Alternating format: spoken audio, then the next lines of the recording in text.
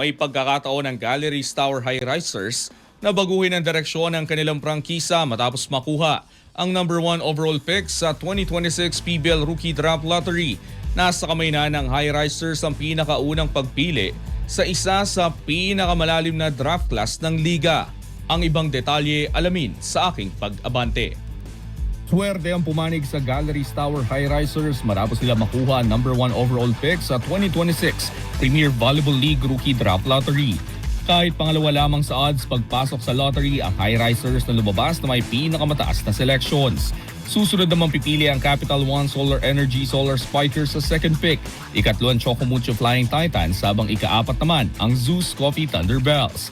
Nakatakdang gawin ang PBL Rookie Draft sa June 3. Malaki ang posibilidad na magamit ng Galleries ang top pick para ipagpatuloy ang rebuilding program nito matapos sa malaki ang pagbabago sa roster sa simula ng taon.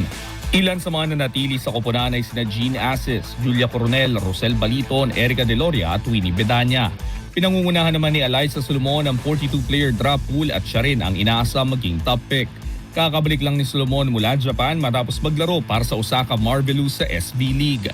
Kasama rin sa inaabangang draft class sina Camila Lamina, Bernadette Pepito at Nina Itang, pati na ang ilang standouts mula sa UAAP, NCAA at mga probinsya. Bago ang draft, dadaan muna ang lahat ng aplikante sa draft combine sa May 28 at 29 sa Gameville Ballpark. May hanggang June 1 naman ang manlalaro para bawiin ang kanilang application kung gugustuhin. Para sa Galleries Tower, isang malaking oportunidad ito para makapili ng bagong pundasyon ng franchise at posibleng baguhin ang kanilang kinabukasan sa PBL. Ako si Sus Valdez, Abante.